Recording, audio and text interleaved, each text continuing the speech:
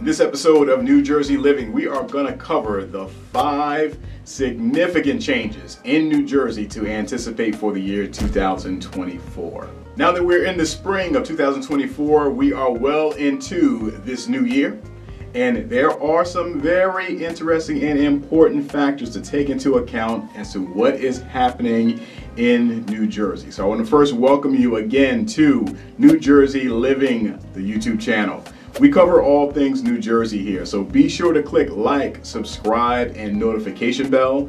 We cover real estate, the dining scene, social, entertainment, iconic locations, all things New Jersey. We cover it here with, of course, our primary focus being the real estate market. So the 5 factors that we are going to cover all do have some type of implication on the real estate market itself, but let's take a dive in now. The change number 1 is one of the most obvious ones, and I know many are going to say this is not just for 2024, it's been happening for the past couple of decades, but we're going to see continued transformation in the larger New Jersey cities. And by transformation, what do we mean? We're talking about the public spaces in terms of green spaces, how those spaces are both revitalized, how those spaces are utilized, how they're optimized for public use. We're seeing that in locations like Jersey City.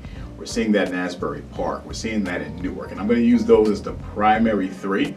But we see that there's these green spaces that are becoming a real focal aspect of these cities, and there's investment that goes into them. Along with that, there's some things that you probably have been noticing if you've been to any of these locations recently: bike lanes. So riding bikes is becoming more of a common component of urban life. We've seen it in Manhattan for some time now. We're seeing it even more so in cities in New Jersey. So this is something else that's going to be a major component of city transformation, urban life transformation that we're going to see even more of this year. With new developments that we see in these locations, and we see them happening pretty consistently. If you've watched some of my early episodes on the channel, you've seen that I've definitely made a focal point of demonstrating how a lot of development happens along train lines. Because anywhere there's a train line or a train station, a developer is going to find that value in developing either luxury apartments or condos or a mix of both near those types of locations. So with the trends that we see there is significant development that brings in both dining and arts to urban areas. We've seen it first in Jersey City. This is going back over the past 15 to 20 years. So a lot of spaces that are being really enhanced when it comes to dining options. There's a lot of both art and entertainment in these spaces to really transform areas that over the past maybe 30 to 40 years were a bit distressed, maybe even abandoned in some cases, but now being transformed into some spaces that are really attractive and draw attention that people from outside the area even come in to visit. One of my recent podcast episodes, if you've not seen my podcast, definitely jump on to whatever your platform is, Apple Podcasts, Spotify, whatever it may be. Look up my podcast. We had a podcast on Queen City Roasters in Plainfield. And this is a perfect example of a space that was converted into basically a coffee shop that now draws in people, not just in Plainfield, but the surrounding towns as well. So we see a lot of these type of developments happening in these urban spaces. And these developments don't come without challenges. Obviously, gentrification is part of that. The value of both rentals and even property, whether it be single family, multifamily condo, the more attention and the higher demand that there is for these spaces, guess what's going to happen to prices? We know. So oftentimes, your population around those areas can no longer afford to continue living in those areas, what gentrification brings to the table. So that definitely is a challenge. There's no question about it. So there are initiatives to balance that out, and I can speak specifically to the Bayfront project that's happening in Jersey City. I'm going to flash up a quick rendering that I've used in a past episode when I covered that in Jersey City. So there's intentionality by developers to create certain number of units that are going to be designated for those moderate income individuals or families, so that when you see these luxury looking, fantastic developments in a great location with great amenities, ease of access to the city, which Bayfront will, because there's going to be eventually a light rail that goes all the way over there, you would want to see a situation where someone who is a working person, does not necessarily have a high income job, still has an opportunity to live in those areas. And with moderate income units, that's something that the Bayfront project will provide for that location. So we're seeing elements of that as well in a lot of these locations to not price out everyone from still residing in that area. So that segues us to the second major change that we're going to see in 2024, and that is how municipalities are addressing affordable housing costs. So in New Jersey, there have been guidelines that each town has to be responsible for moderate housing within their municipality. What has happened, what trended at one point in time, is that some municipalities would make contributions or payments to other municipalities towards moderate housing where they didn't do it themselves, right? So this was a practice that then was deemed not acceptable by the legislature. So now there is certainly more pressure, if you will, for every municipality to have certain designations for, or certain provisions for, moderate housing. So housing costs in New Jersey is among the highest in the nation. We are not the highest, because when it comes to housing prices alone, if you saw my California or New Jersey episode, you know clearly that New Jersey is not even close to the highest median housing price. You know, when compared to California, it almost doubles.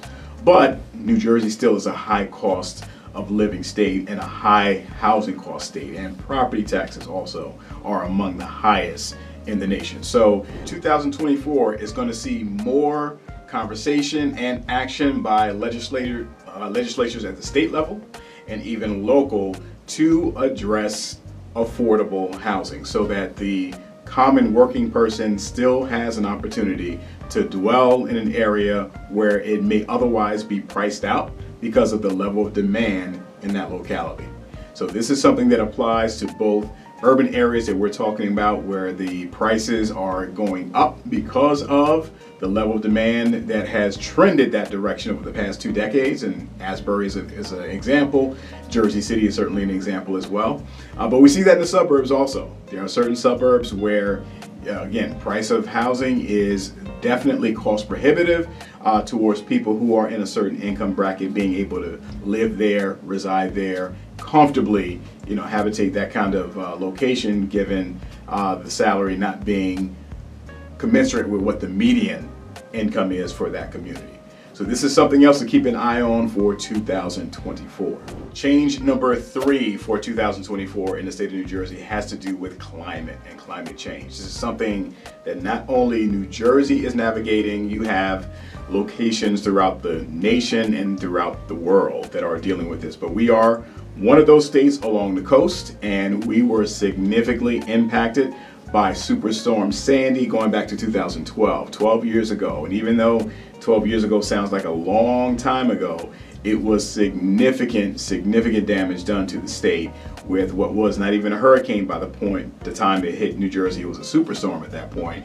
But New Jersey, unlike the middle Atlantic states and the southern states that endure these hurricanes all the time, the Northeast is something that is entirely different geography, ecosystem, so we're not built for that kind of sustained wind and rain. There was substantial damage. So there's still recovery happening, but now the question becomes, how does New Jersey, particularly shore towns, better prepare for storms that are likely to come this way, because we're seeing more severe weather than we have in the past?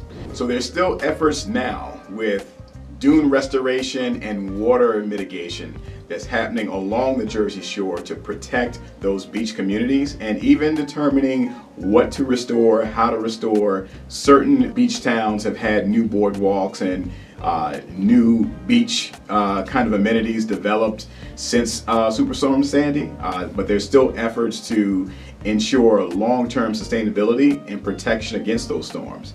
In North Jersey, there's also a climate impact dynamic that's being grappled with even right now. So someone even like myself who does not live in a flood zone, has not had a history of flooding in my neighborhood, definitely not in my house. For the first time ever in almost 25 years of owning my home, we are dealing with water mitigation issues because the water table underneath our house is starting to rise. So northern New Jersey, we've seen more sustained rains, heavy rains, and these are not storms, these are not nor'easters, these are just long sustained periods of rain that has caused flooding, primarily flooding in the Passaic River. If we go really far North Jersey, communities like Wayne have been impacted by this. So we have these storms that come through at any season. If there's continued rain over a 2 and 3 day period, we see that the water is finding ways that normally it has not. Some of that has to do with how developments have taken place, how areas in terms of the ecosystem have been changed due to development, and water finds a different way to go than it has not historically, and that has impact on local communities. Others is just a matter of more rain than what has historically been the pattern here in New Jersey. Water table, something that you don't even see. In my case, a basement with 30, 40, sometimes 50 gallons of water that I never had to deal with before. We're dealing with that now. So one of the issues that we're seeing in 2024, along with what I mentioned before along the shore in terms of mitigation of just superstorms or other storms that are coming in off of the ocean, we also have more efforts in place to address the issues of flooding in northern Jersey. This is becoming more of an issue for 2024 because there has been repeated years of a lot of damage and a lot of general disruption of communities due to this pattern of flooding.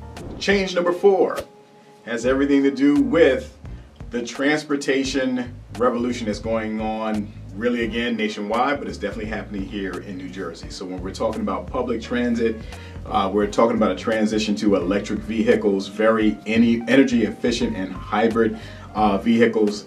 Recently passed legislation here in New Jersey will require all vehicles to be sold by 2035, beginning in 2035, will be either plug-in, it will be plug-in hybrid, that is, fully electric, or powered by fuel cell, all cars and light-duty trucks.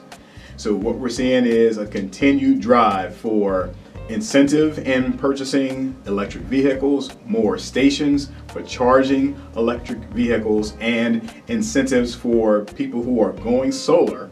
Actually, don't even have to go solar, even if you're not solar yet, to have some type of electric charging port at your home. So we see it in public transportation. We're seeing that shift towards the ordinary resident consumer in terms of what they drive, what they consume in terms of what kind of car they're going to purchase. Likewise, going back to urban living, bike lanes are becoming more of a routine part of any type of urban development, redevelopment, upgrade that's happening. Those town centers, major traffic roads, you're seeing more and more of these bike lanes to encourage the use of bicycles. We're not quite Amsterdam yet, right? So that was one of the intriguing stops I've had in my world travels, to see thousands of bikes like either being ridden or parked or somewhere, and more bikes than cars. We're not there, and maybe never get there, but we're taking trending steps towards that direction, just being more efficient with the use of fuel and how we transport from one place to another in urban settings. But outside of the urban areas, definitely more measures are coming in place in 2024 to aid this transition to electronic vehicle, reducing the carbon footprint and promoting a more eco-friendly method of getting from one place to another. And finally, change number 5, and this one weighs in heavily on real estate because we're talking about people who are making decisions on whether to buy or sell in a given location because of work. So many people who are coming to New Jersey, they're coming to live in New Jersey, and I'm speaking about many of my clients that are come either internationally or come from out of state. All right, so those clients have reached out to me because, like you, they are sitting here consuming some of my YouTube content. And by the way, if you ever need to reach out to me, my contact info is right here in the descriptions. And there's also my relocation guide, which I'll dive into a little bit towards the end of this episode. But people are making decisions on coming to New Jersey often because it is work related. And while there are many different employers right here in the state, major corporations that have major campuses right here in New Jersey, many people are working in New York and they want an ease of commute. But what we're finding, and we're finding more of in 2024, is that we find that hybrid work schedules are not only trending, they are now being cemented as the standard for work arrangements between employer and employee. And what that means is many people don't necessarily have to be within an hour of our commute, that is, to New York City, if that's where their employer is. They're Manhattan based in terms of their employer, or even if they're in New Jersey, and they don't necessarily have to be in northern New Jersey, where there are higher prices and higher property taxes, and they can be more central, or even South Jersey, or along the shore perhaps, or even western if they kind of like that more rural feel towards Pennsylvania and they want to be in that direction, because they can be an hour and a half, 2 hours. 2 hours is a stretch because New Jersey is not that big of a state, but you get my point. They don't have to be as close to have a comfortable commute, because what's trending here in this state is that so many people are choosing or being granted that option of commuting. New Jersey is ranking as one of the top states for hybrid or remote work. All right, so I want to say it's in the top 5. I'll flash up a recent article on that, but we're finding that these are not just trends anymore. This is kind of the working standard moving forward, is that some have the opportunity to go in 2 or 3 days a week. Some do not have to go in at all. Maybe it's just a periodic meeting or requirement to come into the office. But this is something that certainly impacts real estate, because if you are a seller and you were perhaps concerned about, look, I'd rather be able to move to a different location. Maybe I have an opportunity to move out of state and still be employed with the same employer. I just want to be in an area that's maybe warmer. Or maybe I want to be in a place that's just less congested. Or maybe I want to be a place where my dollar goes a little further in terms of buying another home. Maybe I need to relocate down south or out west and still be able to be employed with my tri-state, be it Connecticut, New York, New Jersey employer, because I can do remote now. So maybe you're on the sell side of this and you're considering, or maybe you're on the buy side, which I have my share on both sides, that are making decisions based on what we see right now with remote work. In 2024, that's a significant impact because it has implications on everything about your lifestyle, how far your dollar goes, what you have to concentrate your dollars on in terms of where you reside. So these are the main 5 right now, things that are impacting the state of New Jersey in 2024. We have more of these episodes that are going to be specific to municipalities. So I'm going to have a upcoming Jersey City top 5 to expect, or what we're looking at and looking for, because we have some major developments happening in Jersey City. So we're going to have that coming up, so stay tuned for that. As I mentioned a little earlier, I do have my relocation guide. If you are a buyer and you're watching these episodes getting insights on New Jersey, by all means, look into my description here. There is a relocation guide that will give you insights on New Jersey. You obviously can always reach out to me directly to get any insights. If you need assistance for anything, by all means, just don't watch, engage. All right, sellers, if you are a homeowner and you are contemplating or just exploring or just curious about the market value of your home. If you own a home, each year you should have some type of accurate market analysis provided to you to know where your property is, even if you're not looking to sell this year, 5 years from now, or 20 years from now. Know your value, because it's a major investment in your portfolio, whatever that portfolio looks like. All right. So my contact info is here. By all means, reach out. Feel free to drop in a comment here. This is very much a community. Keep it positive, but we're a community here. Share some of your insights, experiences, even drop some questions. We welcome them all. And I want to also say, be sure to click like and subscribe. We want to get the word out about this channel to everyone near and far from New Jersey. All right, so we're over 2.5 subscribers now, looking to hit 3 very soon, and just continue to grow and spread the word about the Garden State. So I want to thank everybody for joining again. Be sure to, again, reach out if you have any questions. You can browse my website as well. And I want to thank everybody for watching along, and stay tuned for the next episode. I'll see you next week.